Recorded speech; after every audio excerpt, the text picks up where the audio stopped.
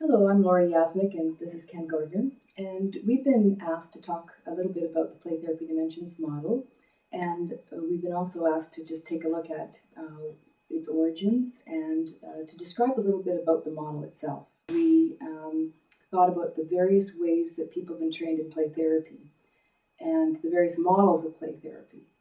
And there are many, many models, and each of those models tends to use different ways of thinking, looking at the child and working with the child. And we realized that there was no organizing structure for people who've been trained across numerous models to use for their decision making about what approach they might take with what child.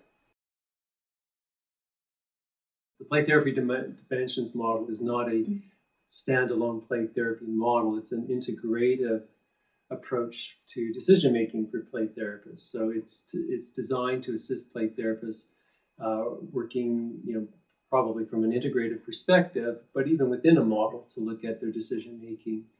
And our hope is that it's useful to perhaps both practitioners, those that are much more integrative or those that might be more familiar with one approach, but it will help look at their interaction with the child in terms of the moment-to-moment process with the child.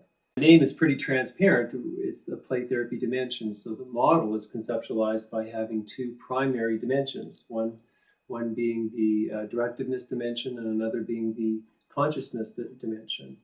And the intersection of those two dimensions provide us with these four quadrants, ways to think about the interaction between the child's movement and consciousness and the actual moment-to-moment interaction with the therapist in terms of the degree of directiveness with the client. When we looked at various play therapy sessions over time, we saw that no matter who you were or how you were trained, you tended to be using, or the therapist tended to be using themselves in different ways in those sessions, and they were either more directive or less, or more consciously driving material or assisting the child in driving that material more into the conscious realm, so that they were actually talking about things versus staying in metaphor.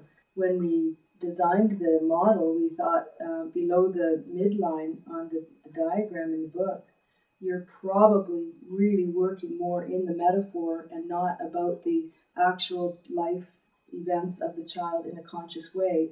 Whereas above that midline, in the more conscious realm, people were working more generally with material that was known to the child could speak about and could be more